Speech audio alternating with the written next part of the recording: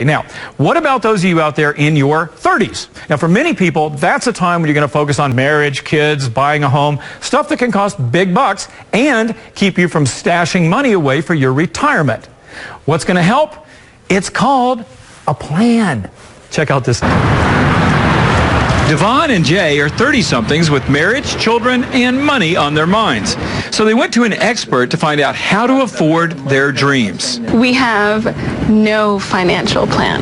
That's mistake number one. The first thing we really want to do is to produce for them a written financial plan, basically a financial roadmap. First stop on that roadmap is maximizing retirement plans, like a 401k, especially if your company matches contributions. That's free money and free tax savings. If your work doesn't offer a retirement plan, open an individual retirement account, either a traditional IRA or a Roth. If you think you don't have the extra money to save, take a closer look.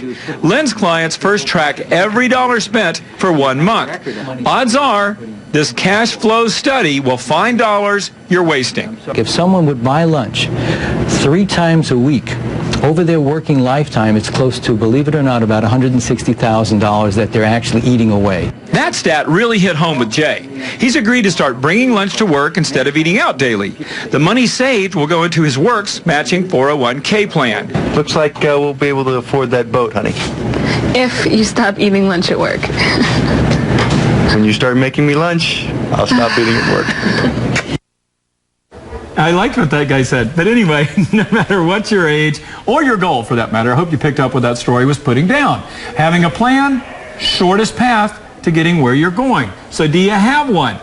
Elaine, do they have one when you meet with people? Most of 50% of everybody doesn't have any plans. So at the age of 30s, what you really should concentrate in is to avoid the downside. So basically, make sure you have an emergency fund, make sure you're not dip into credit cards, and most importantly, if you have children, make sure you have an insurance policy that if something were to happen to either one of the parties, they don't get in debt, deep in debt.